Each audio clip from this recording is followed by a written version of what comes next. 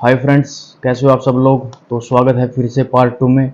हमारी पिछली वीडियो का पार्ट 1 हो चुका था। वीडियो काफ़ी लंबी हो गई थी, तो इसलिए ये हमने 2 भागों में इसको हम लेके आ रहे हैं, पार्ट 1 और 2 में। तो इस पार्ट 2 में हम पढ़ेंगे और सुनेंगे परम गुरुओं के बारे में, कैसे कैसे क्रॉनिकल वे में उन गुरुओं ने अपने शिष्यों को शिक्षा दी। तो सबसे पहले है, मैं आपको बता देता हूँ कि हमारे महाअवतार बाबा जी, उनके बाद है लाहाड़ी महाशय, जिनके 2 शिष्य है, केशवानंद और युक्तेश्वर गिरी जी। केशवानंद और युक्तेश्वर गिरी जी, और युक्तेश्वर गिरी के जिनकी आत्मकथा में से हम ये सभी प्रूफ और ये डॉक्यूमेंट्री उठा रहे हैं सर्च कर कर। योगी एक आत्मकथा, योगी कथामृत, तो उसमें से मैं ये बता रहा हूँ आपको। तो चलो शुरू करते हैं अब। तो फ्रेंड्स, वीडियो स्टार्ट करने से पहले मैं आपको पहले ही पॉइंट बता देता हूँ कि किस किस टॉपिक के ऊपर हम बात करेंगे और कैसे गुरुओं की महिमा के बारे में जानेंगे। सबसे पहले हम कवर करेंगे क्रिया योग। क्रिया योग से हमें क्या शक्तियाँ प्राप्त होती है, जब हमारी सिक्स्थ सेंस खुल जाती है उसमें हमें क्या शिक्षा प्राप्त होती है, या क्या पावर हमें हमारे शरीर में आ जाती है।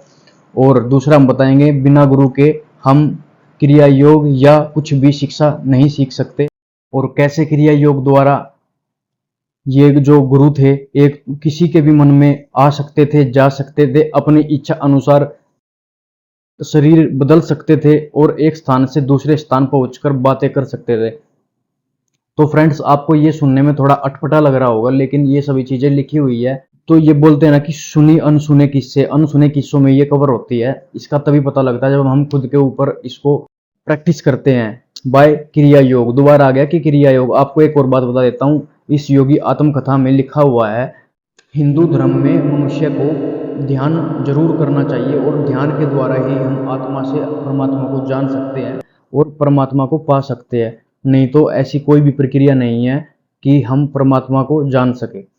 तो चलो अब शुरू करते हैं हम लाहाड़ी महाशय जी की के ऊपर डॉक्यूमेंट्री, जिनसे हमें पता लगता है महाअवतार बाबा जो लाहाड़ी महाशय के गुरु रहे हैं उनके बारे में और उनकी ताकत के बारे में। आप इसमें देखोगे कि जिसके शिष्य में इतनी ताकत है तो उसके गुरु में कितनी ताकत होगी। तो चलो अब स्टार्ट करते हैं हम अपनी वीडियो को। तो बात है ये सन 1861 से ऊपर 59 या 60 के आसपास की, 1860 के आसपास की, क्योंकि 1861 में लाहाड़ी महाशय को क्रिया योग की दीक्षा महाअवतार बाबा जी ने दी थी। तो क्या होता है फ्रेंड्स, लाहाड़ी महाशय काम करते हैं कोलकाता में ब्रिटिशर के यहाँ क्लर्क का, लेखाकार का। तो वहां पे काम करते हैं। तो इनके पास एक तार आता है, तार बोलते हैं, टेलीग्राम मैसेज आता है कि आपकी जो पोस्टिंग है वो ट्रांसफर कर दी गई है, आपकी पोस्टिंग रानी खेत में हो चुकी है यहाँ से अलग। तो क्या होता है, ये अपना घोड़ा बग्गी करते हैं, जो लाड़ी महाशय थे जब तो ये जॉब करते थे ब्रिटिशर के यहाँ, और चले जाते हैं रानी खेत। 500 मील की दूरी कवर करके इनको लग जाते हैं 30 दिन। तो क्या होता है, इनका वहां पे काम तो होता है बहुत कम काम होता है ऑफिस में। तो ये अपना समय सारा पर्वतों में घूमने में देते हैं, रानी खेत के आसपास। इन्होंने कोई अफवाह ये सुनी थी कि इसमें लिखा हुआ है, आत्मकथा में मैं कुछ भी बोलूंगा तो उससे अलग नहीं बोलूंगा, थोड़ा बहुत मेरा ऊपर नीचे हो सकता है फ्रेंड, क्योंकि थोड़ा मैं ये सोच समझ कर ही बोल रहा हूँ आपके सामने। तो इसीलिए, क्योंकि मैं आपको अपना और एक्सपीरियंस बता देता हूँ कि जब मैं इसको पढ़ रहा था ना फ्रेंड, तो मेरे रोंगटे खड़े हो गए थे कि हम किस किस जगह जी रहे हैं और हम अपना ये इतना अच्छा जीवन कहाँ व्यर्थ में दे रहे हैं। इसके बारे में बताऊंगा। व्यर्थ तो नहीं है कि हम गृहस्थ रह के भी क्या कर सकते हैं, क्योंकि ऐसी ऐसी चीजें हमारी इन पुराणों में, किताबों में लिखी हुई है कि हमारे दिमाग की नसें खुल गई पढ़ते पढ़ते। जो मैंने समझा है और सीखा है वो आपको मैं शेयर करूंगा, तो आप थोड़ा गलतियों पे ध्यान दो या ना दो तो उसमें क्षमा करना मेरे को। लेकिन जो मैंने सुना है, मेरी आत्म संतुष्टि ये होएगी कि मैं आपको अपनी कहानी बताऊंगा। मेरा मेन पर्पज ये है कि मैं अंदर से आत्म संतुष्ट हो जाऊंगा। तो आते हैं अपनी स्टोरी पर। लाहाड़ी महाशय को आवाज आती है जब वो खेत में, रानी खेत में घूम रहे थे पहाड़ों पर, द्रोणागिरी नाम का पहाड़ था वहां पे। तो उन्होंने अफवाह सुन रखी थी, इन पहाड़ों के अंदर या पहाड़ों में संत महात्मा रहते हैं, तपस्या करते हैं। तो क्या होता है, एक दिन ये घूम रहे हैं, सायकाल का समय था, तो इनको आवाज आती है पीछे से, लहाड़ी लहाड़ी लहाड़ी। तो ये भौचक्के रह जाते हैं, हैरान रह जाते हैं कि पीछे से आवाज कौन लगा रहा है। तो देखते हैं जहां से आवाज आ रही थी उसी डायरेक्शन में चलते हैं, वहां पे जाके देखते हैं तो इनसे छोटी उम्र का नवयुवक इनको बुला रहा था इन्हीं के नाम से। और ये भी देख के हैरान हो गए कि उसकी शक्ल मेरे से मिल रही है। लाहड़ी माशे सोच रहे हैं कि मेरे से बिल्कुल मिल रही है, ये ऐसा कैसे हो सकता है, और इतने सुनसान जंगल में। तो क्या होता है, वो जो युवक होता है वो युवक कौन होता है, हमारे महाअवतार शिव महाअवतार बाबा जी होते हैं। तो वो युवक उसको गुफा में ले जाता है और गुफा में दिखाता है हाथ करके। वो गुफा आप अगर रानीखेत जाओगे उत्तराखंड में तो वहां पे आपको देखने को मिलेगी, जो कि कोई भी अपनी वीडियो में या किसी भी चीज में कवर नहीं करता है। करता भी होगा तो मैं उनका धन्यवाद करूंगा कि आप हमारी ऐसी ऐसी संस्कृति को, ऐसी ऐसी चीजों को जो कवर कर रहे हैं। और मेरे को भी आज ऐसा मौका मिला है कि उसके बारे में मैं डिस्कशन कर रहा हूँ आप लोगों के साथ। तो आप अगर उत्तराखंड जाओ तो और चीजों को जगह छोड़कर भगवान तीर्थों को कवर करो और उस चीजों को भी कवर करो जो हमारी ऐसे ऐसे संत महात्मा रहते हैं वहां। तो क्या हुआ कि उन्होंने ये गुफा दिखाई रानीखेत में, महाअवतार बाबा जी ने लाहड़ी माशे को बोले कि लाहड़ी पहले तो आराम कर। वहां पे लाहड़ी माशे ने देखा कि वहां ऊनी कंबल रखे थे 4-5 और कमंडल रखे हुए थे तांबे के, बिल्कुल साफ सुथरे। तो बाबा जी बोलते हैं उनको, लाहड़ी माशे को, कि लाहड़ी देख कुछ याद आया। तो लाहड़ी बोले कि बाबा जी मेरे को तो कुछ भी याद नहीं आया, आप किसके बारे में बता रहे हो। वो बोला कि तू मेरे को जानता होगा, मैं तेरा गुरु हूँ। तो लाहड़ी माशे ने मना कर दिया कि मैं नहीं जानता। तो उन्होंने बोला कि इस कमंडल देख, मैंने तेरे कमंडल कैसे साफ सुथरे मांज कर धोकर तेरे लिए रख रखे हैं। तो उन्होंने नहीं पहचाना। तो उन्होंने क्या किया, क्योंकि इन जो हमारे महापुरुष होते हैं, महाआत्मा होती है, तो ये तो आप ये लगा लो हमारे महाअवतार स्वरूप है महाअवतार बाबा जी। भगवान से जो थोड़ा नीचे भेजते हैं ना भगवान अपने हेल्प करने के लिए, जैसे जीसस क्राइस्ट ईसा मसीह, तो उन्हीं के ही जैसे ये रूप है महाअवतार बाबा जी। तो महाअवतार बाबा जी इसके मस्तक पर हाथ लगाते हैं, मस्तक पर हाथ लगाते ही इसकी सारी याददाश्त पुनर्जन्म की वापस आ जाती है लाड़ी माशे की। और ऐसे ही अगर आप देखोगे ये सभी क्रिया योग का कमाल है फ्रेंड्स जो आ गई। क्योंकि क्या होता है, स्वामी रामकृष्ण परमहंस जब विवेकानंद जी से मिलते थे तो वो भी ऐसे ही बातचीत करते थे कि मस्तक पर ऐसे टच करते थे ना रामकृष्ण परमहंस विवेकानंद के, तो वो आपस में रामकृष्ण परमहंस बेहोश हो जाते थे, क्योंकि उनकी भावनाएं मिल जाती थी अंदर से, उनका दिमाग ऐसे मिल जाता था, सूक्ष्म प्राणी आपस में मिल जाते थे। तो आपको कल पिछली वीडियो में एक और बात बतानी भूल गए, जो सूक्ष्म लोक में जीव जंतु जो भी होता है वो बातें जैसे हम आपस में एक दूसरे के थ्रू कर रहे हैं ना, ऐसे नहीं करते हुए अपनी बाय टेलीपैथी करते हैं। टेलीपैथी मीन्स मन ही मन में, मेरे मन की बात दूसरे की मन की जान लेना, मन ही मन में ऐसे बात करते हैं। तो महाअवतार बाबा जी ने क्या हुआ, उनके मस्तक को टच कर दिया और उनको बोले, उसको सारी यादें वापस तरोताजा हो गई जो पिछले जन्म की थी, पूर्व जन्म की थी लाड़ी माशे की। तो लाड़ी माशे को सब कुछ याद आ गया कि मैं कितने वर्षों से यहाँ तप करता था और मेरे महान गुरु, मेरे मेरे भगवान महाअवतार बाबा जी मेरे गुरु थे। तो उनके चरणों में गिर गए और रोने लग गए। तो बताते हैं महाअवतार बाबा जी उसको कि मैं तेरा यहाँ से 3 दशक से इंतजार कर रहा हूँ, मेरी दृष्टि तेरे ऊपर ही थी, तू जो जो कर रहा था ये कर रहा था, लेकिन तेरे को यहाँ पे आना था। तो ये बात हो गई। तो उसको सारी चीजें बता के महाअवतार बाबा जी उसको बोलते हैं कि चल वो जो साइड में वो तेल रखा है उस तेल को उठाकर पी ले, अपनी आत्म शुद्धि कर ले, और एक नदी है पास में वहां पे जाके लेट जा। तो वे ऐसे ही करते हैं जो जो प्रोसीजर उन्होंने बताया। तो बाद में महाअवतार बाबा जी का एक शिष्य आता है उनके पास, उनको उठाता है कि चलो चलते हैं। तो वो दोनों अपने रास्ते में जाते हैं, वे देखते हैं कि बहुत बड़ा बीहड़ जंगल है, वहां पे बाघ की आवाज आ रही है। लेकिन उनके दूसरे शिष्य ने अवतार जी के ये बताया कि डरने की कोई जरूरत नहीं है, क्योंकि ये जो ये होते हैं ना गाइस, जो क्रिया योग, जो ये ईश्वर भी जानते हैं उनका कौन क्या बिगाड़ेगा, जब चला ही रहे हैं दूसरे शरीर में जाके घुस भी जाते हैं, सब कुछ कर सकते हैं, तो उनको तो कोई डरने की बात ही नहीं। तो लाहड़ी माशिया देखते हैं कि दूर से बहुत तेज ज्योति प्रकाश में कुछ चीज नजर आ रही थी। तो उनके शिष्य ने, दूसरे ने बताया महाअवतार जी के ने कि ये एक सोने का महल है जो तेरी पिछले जन्म की इच्छा थी, कि बाबा जी से तूने बताई थी कि ये मेरी ऐसी ऐसी इच्छा है। तो मैं आपको ताकत बताऊंगा कि महाअवतार बाबा जी में कितनी ताकत है, कितने इतने घने जंगल में कैसे वो महल खड़ा कर दिया सोने का वहां पर। तो क्या होता है फ्रेंड्स, तो ये जाते हैं वहां पे लेकर उसको लाहड़ी माशिया को। तो वहां पे बाबा जी बैठे थे बहुत बड़े सिंहासन पे, पद्मासन में बैठे थे, सोने के सिंहासन पर। उसकी दीवारें भारी भारी मोटी मोटी थी महल की, हर तरह के हीरे रतन उसमें जड़े हुए थे, जिसको देखकर लाहड़ी माशिया आश्चर्यचकित रह गए और बाबा जी से पूछने लगे कि बाबा जी ये आपने कैसे किया। तो उन्होंने बताया, बाबा जी ने नहीं, उनके शिष्य ने उनको बताया कि हमारे अंदर या बाबा जी के अंदर एक ऐसी शक्ति है, जैसे छोटे छोटे अणुओं को इकट्ठा करके उनको जोड़ रखने की शक्ति है, और ऐसे ही अणुओं से ये सुंदर महल भगवान बाबा जी ने बनाया है। और ऐसे ही हमारे जो भगवान होते हैं, जैसे शिव जी भगवान है, ईश्वर है, परमेश्वर, छोटे छोटे अणुओं से, आपको भी अगर साइंस में पढ़ा होगा तो ये एक गोला है एटम से छोटा छोटा बना हुआ एनर्जी से। तो ऐसा ही ये कंसेप्ट है, उन्होंने ये सूक्ष्म लोक के जीव करते हैं, और बड़े कंसेप्ट में ब्रह्मलोक में, स्वर्गलोक में, वहां भगवान अपनी महिमा रचते हैं।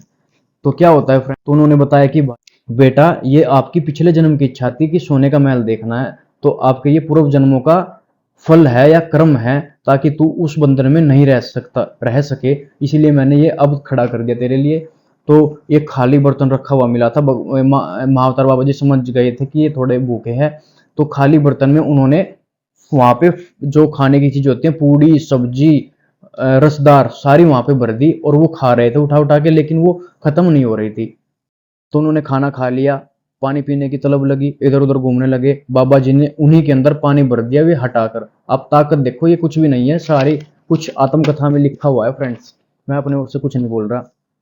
तो भर दिया, तो वे चले जाते हैं वापस, वहां पे एक हवन का निर्माण करते हैं वे, जो थे हमारे महाअवतार बाबा जी, हवन में उनको देते हैं क्रिया योग की दीक्षा, लाड़ी मास्य को। जो जो क्रिया योग वंशानुगत चलता है, मतलब कि अपने गुरु से शिष्य से, फिर उसके गुरु से शिष्य में, उसके गुरु से उसके शिष्य में, ऐसे चलता रहता है, ऐसे देंगे। अब ये आगे मैं क्रिया योग का बताऊंगा आगे आपको। क्रिया योग दे दिया, और बाबा जी ने उसको बोला जा अब तू, और तू अपना ये क्रिया योग जाकर और भी देश में विदेश में फैला अपने शिष्यों के द्वारा, और सभी को, इस मानव जाति को ज्ञान दे कि एक मनुष्य अपने इस जीवन में क्या कर सकता है और क्या नहीं कर सकता, और अपने जीवन को कैसे सफल कर सकता है, और क्रिया योग द्वारा क्या कुछ कर सकता है। ये महाअवतार बाबा जी ने उनको बोल बोल के भेज दिया, क्योंकि उनका जाने का मन नहीं था, अपने गुरु को छोड़ के चरणों में ही पड़े।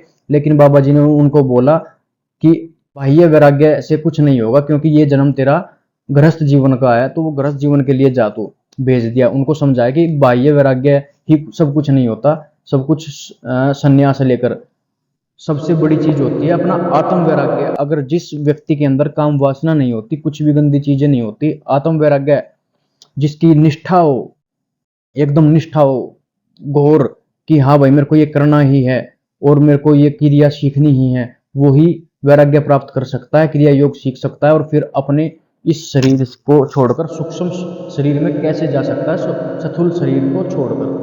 तो ये दीक्षा दे दी है हमारे महाअवतार बाबा जी ने उनको। तो अब मैं दिखाता हूँ आपको एक चमत्कार महाअवतार बाबा जी का। तो चले गए लाहड़ी मास्य। तो क्या होता है, एक वहां पे पर्वत पर एक मनुष्य घूमता हुआ आ रहा था, किसकी तलाश में, महाअवतार बाबा की तलाश में, पर्वत से पर्वत। उसको काफी महीने लग गए कि मेरे को बाबा ढूंढना है, मेरे को बाबा से मिलना है। तो क्या होता है, बाय चांस, तो पता है क्या है फ्रेंड्स, वे बाबा जी जो हमारे महाअवतार है, वे अभी भी हिमालय में विराजमान है। कोई कोई ही अपनी अंतर्दृष्टि से उसको देख सकता है। मैंने बताया क्रिया योग द्वारा अगर जिसका सफल है, जो उसमें जो कर सकता है, उन्हीं को वे दिखते हैं। ऐसे सच्चे पुरुष को, सतपुरुष को वे दिखते हैं, लेकिन वो सामान्य लोगों की नजर में नहीं आते।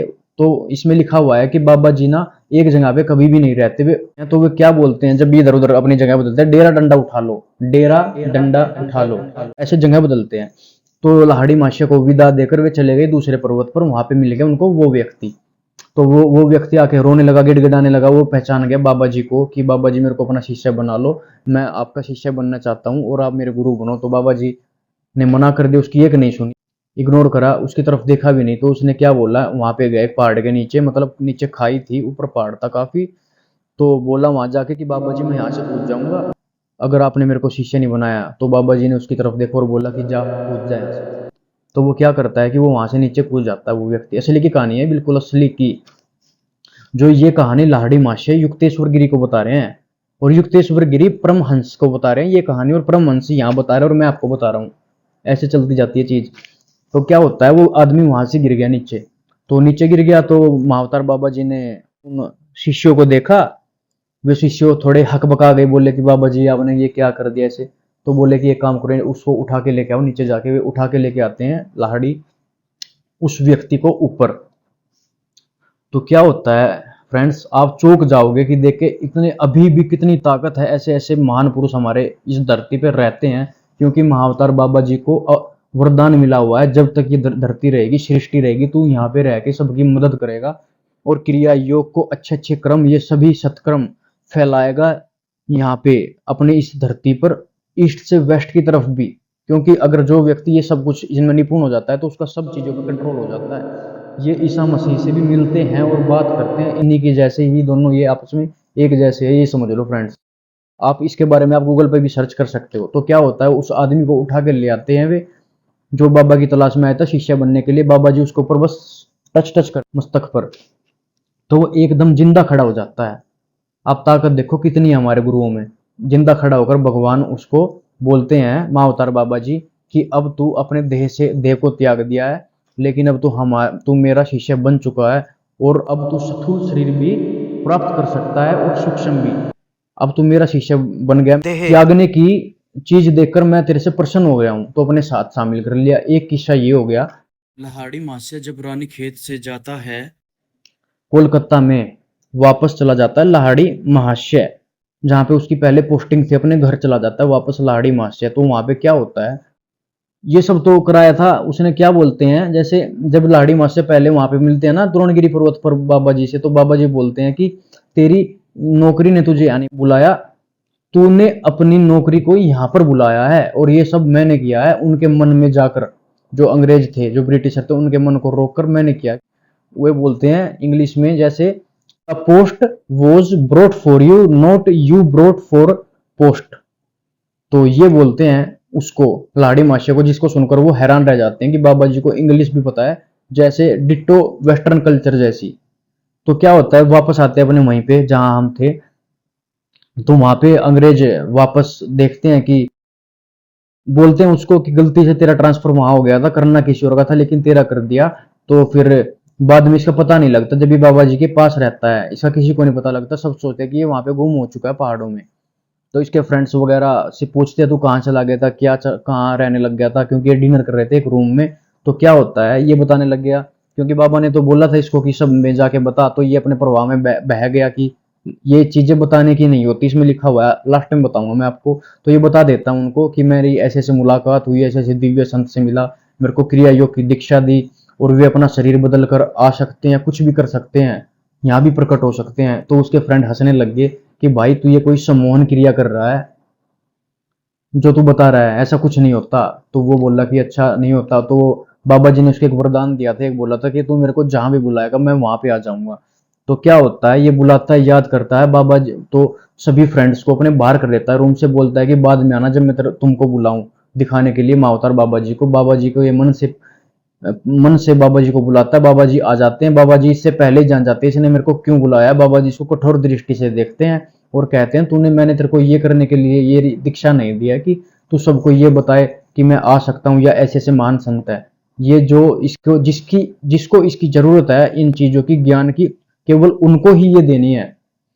तो क्या होता है, ये थोड़ा माफी वगैरह मांगता है। तो ये बोलता है कि बाबा जी लेकिन अब तो मैंने इनको बोल दिया है, फिर आपको जानने का कौन, अगर आपने ऐसा नहीं किया। तो बाबा जी बोलते हैं चलो कोई बात नहीं। तो बाबा जी अपना वहां पे पहले तो इनकी ऐसे बात होती है, बाबा जी नहीं दिख रहे थे, तो अपना रूप दिखा देते। उस कमरे में प्रकाश ज्योतिमान बिल्कुल कमरे में प्रकाश छा जाता है। अपने फ्रेंड्स को बोलता है कि अंदर आ जाओ। देखकर चकित रह जाते हैं कि एकदम, पहले तो गेट बंद थे, एकदम रूम में वे गेट के बाहर ही थे कि ऐसे कैसे हो सकता है कि एकदम कोई रूम में आ गया हो।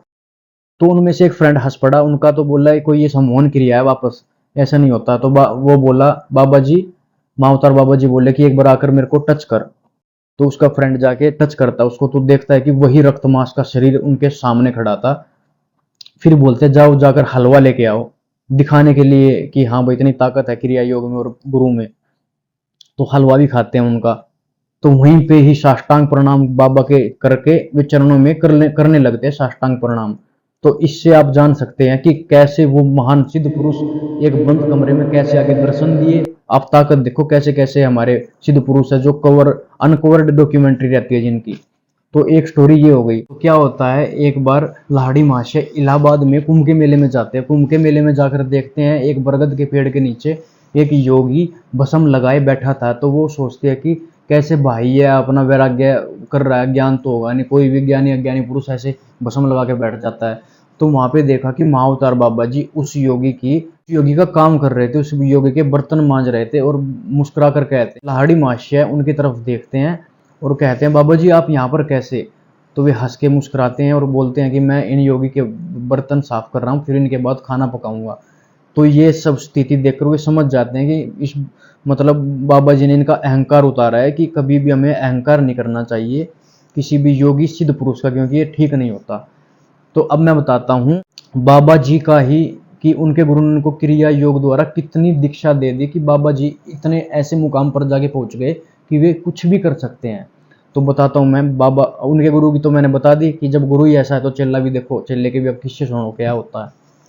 तो उनका चेला जी क्या करते हैं, एक बार जो उनके मालिक थे ब्रिटिशर अंग्रेज, तो वो किसी चिंता में थे, जो लाहड़ी मास्या है उनको जान गए चिंता को, और वे लाहड़ी मास्या को समझ रहे थे, वे ब्रिटिश ऑफिसर थे, कि इसके अंदर कुछ अजीब ही चेंज हो रहा है लाहड़ी मास्या के अंदर, मतलब change in the sense positive way में, कि कुछ पता लग जाता है कि आदमी के अंदर कितनी ज्ञान ज्योति उभर रही है। तो उसको पता था कि इस आदमी के अंदर कुछ ना कुछ बात है, लेकिन फिर भी इतना ट्रस्ट नहीं करता था। तो क्या हुआ, लाहड़ी मास्या ने उनसे पूछा एक दिन कि सर आप क्यों इतना चिंता में हो। तो बताते हैं कि मेरी पत्नी की ऐसी ऐसी तबीयत खराब है, यहाँ आने की तैयारी कर रही थी, तो और मेरा मन नहीं लग रहा है यहाँ पे, ना ही कोई बात हो पा रही है उससे। तो लाहड़ी मास्या हंसकर बोलते हैं कि थोड़ी देर रुको, मैं अभी आके बताता हूँ आपको उसका हाल। तो क्या होता है फ्रेंड्स, लाहड़ी मास्या जाते हैं कमरे में, वहाँ पे थोड़ी देर बैठते हैं, फिर वापस आते हैं, आकर बताते हैं उनको कि सर आपको कोई टेंशन लेने की जरूरत नहीं है, और वो अभी आपके लिए पत्र लिख रही है और वो आपको रिसीव हो जाएगा, और अब उनकी तबीयत सुधर रही है। तो वो हंसने लग गया कि इतना भी नहीं ज्ञान अमृत कैसे, बस इतना तो कौन ही करेगा, अब मैं ही आपसे बताने लग जाऊं और मैं क्रिया योग में निपुण हो जाऊं तो आप यकीन भी नहीं करोगे कि इतना तो बड़ा भगवान ही कर सकता है, ये थोड़ी कर सकता है। लेकिन इसमें एंड में ये बोला गया है कि लोग ऐसे ही बोलेंगे, देखो मैं पढ़ के बताता हूँ इसमें क्या लिखा है, जो किसी पर विश्वास नहीं करते ऐसे चमत्कारों पर वो खुद क्रिया योग कर कर विश्वास करेंगे, मतलब खुद करेंगे वे क्रिया योग द्वारा विश्वास, इन चमत्कारों को तो वो गलत ही समझेंगे। तो उनकी पत्नी की तबीयत ठीक हो जाती है और वो आ जाती है थोड़े दिन बाद ही वहां पर अपने, जहाँ पर इनकी पोस्टिंग थी कोलकाता में, उनसे आके अपने जो ब्रिटिश थे उनके हस्बैंड उनसे मिलती है। तो वहां पे उसके पास ही लाहड़ी मास्या आके दर्शन देते हैं अपने उन दोनों के सामने, कि उनके नीचे तो जॉब करता था वो। तो आकर वो लेडी उनको देखकर हैरान हो जाती है। समझ गए वो हैरान क्यों हो जाती है? नहीं समझे?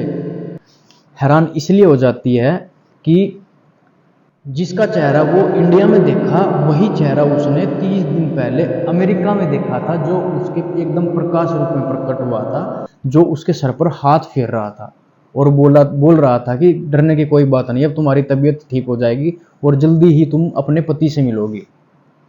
और उसको देखते ही वो हैरान होकर, मेरे भी अब ये बताते टाइम रोंगटे खड़े हो रहे हैं, मतलब रोंगटे नहीं, ऐसे अंदर मन के अंदर ऐसे ऐसे होता है ना कि कुछ लहरें दौड़ रही है, ऐसे दौड़ रहा है कि ये बात सुनकर कि कितनी ताकत होगी। तो वो उनके पैरों में गिर जाती है अंग्रेज और वो, कि आप गुरुजी हो कि इतनी दूर बैठे यहाँ से वहां दर्शन दे दिया और हाथ फेर दिया, कितना चमत्कारिक पुरुष होगा ये। तो आप ये किस्सा सुनो कितना तगड़ा है। तो ये होता है, तो आप देख लो जिसका चिल्ला ही ऐसा है तो उसका गुरु कितना महान होगा। तो ये ताकत क्रिया योग द्वारा दी है। तो लाहड़ी मास्या की मैं बताता हूँ आपको, लाहड़ी मास्या ने स्कूल में, उस टाइम अंग्रेजों का था तो इतना एजुकेशन का नहीं था, लेकिन इन्होंने स्कूल बनवाए, उसमें योगदान दिया। एक इन्होंने गीता सभा बनाई, गीता सभा के अंदर इन्होंने समाज में शिक्षा दी सभी को क्रिया योग की, ज्ञान योग की और ध्यान योग की और भक्ति योग की। ये शिक्षा देने का बताता हूँ राज किया था कि कोई भी मनुष्य एकदम से सन्यास की तरफ ना जाए, पहले इनको ले। उनका मकसद ये था कि सन्यास से कुछ नहीं होता, इतना पहले अपना जो कर्म है वे योग करो, उनसे ही हम सब कुछ गृहस्थ जीवन में रह के प्राप्त कर सकते हैं, ये उनका कहना है। तो गीता सभा में वो सभी समाज के वर्गों को, धर्मों को शिक्षा देते थे, क्रिश्चियन को, मुसलमान को, हिंदू को। मुसलमान को कहते थे कि तुम्हें हमेशा 5 टाइम नमाज पढ़नी चाहिए, क्रिश्चियन को बोलते थे अपने घुटने मोड़कर बैठ के एक पाठ जरूर बाइबल का करना है। हिंदुओं को बोलते थे आपको जरूर ध्यान लगाना है। तो उनके ये दीक्षा थी। और उनके एक महान मुस्लिम अनुयायी थे मोहम्मद गफ्फार खान, जो जिन्होंने क्रिया योग में इतनी निपुणता हासिल कर ली थी कि वे भी इन्हीं की तरह तो नहीं, मतलब हो गए थे क्रिया योग में काबिल अपना शरीर इधर उधर करने के और कहीं भी जाके किसी की भी बात पढ़ने के। मुस्लिम आप सर्च करना कि थे ये असली में। तो ये हमारे हैं। तो ये सभी युक्तेश्वर गिरी जी महाराज बता रहे हैं परमहंसा को, जो लाड़ी मास्टर से उनकी बात हुई थी। तो क्या होता है, ये इतने इतने डाउन टू अर्थ थे हमारे लाड़ी मास्टर जी कि कोई भी इनके पैर छूता था ना तो ये पैर नहीं छूने देते थे, बल्कि उनके ही पैर छू लेते थे। आप ये देखो कितने कितने तगड़े, कितने अच्छे गुरु हुए हमारे यहाँ पे, डाउन टू अर्थ। इतना इतना ज्ञान होने के बाद भी आज के टाइम में क्या है, ज्ञान हो जाता है आदमी को फेंकने लगता है, ये करने लगता है। लेकिन बता रहा हूँ कि कितने अच्छे गुरु थे। तो इनको काशी बाबा के नाम से भी जानते थे सब, काशी बाबा।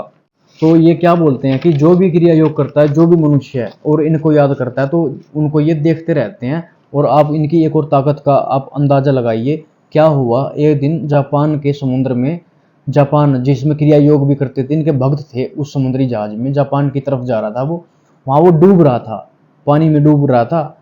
तो उनको बचाने के लिए इन्होंने क्या किया, अपने जो इनके शिष्य बता रहे हैं ऐसे, जो वहाँ पे बैठे थे, स्वामी केशवानंद और परमहंसा के गुरु वहाँ पे बैठे थे। तो क्या होता है, एकदम लाहड़ी मासे बोलते हैं कि डूब गया, मैं डूब गया, मैं डूब रहा हूँ, मैं डूब रहा हूँ। ऐसे ये सुनकर आप नीम करोली की भी आप उठा के देखना कि नीम करोली की भी ये ऐसे ऐसे किस्से की फेमस है कि जैसे उनके भक्त थे, उनके भक्तों का लड़का आर्मी में ज्वाइन कर रहा था, उसको गोली लगने वाली थी युद्ध में, लेकिन उन्होंने बचा लिया। वो अपने ऊपर गोली खा ली, उनके घर जाकर एक कंबल के अंदर लेट के तो देखा तो उसमें गोलियों का इतना गट्ठा था, आवाज बज रही थी, कुछ अंदर है।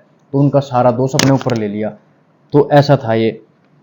तो क्या होता है, ऐसा ही इन्होंने किया लाहड़ी मास्टर जी ने। एक बात और ये सबसे पहले कहते हैं कि योगी को आजीविका चलाने के लिए दूसरों पर निर्भर नहीं रहना चाहिए, वो समाज से अपनी आजीविका नहीं लेनी चाहिए एक योगी पुरुष को, क्योंकि समाज पहले से दबा होता है और आप उनसे मांगते हो।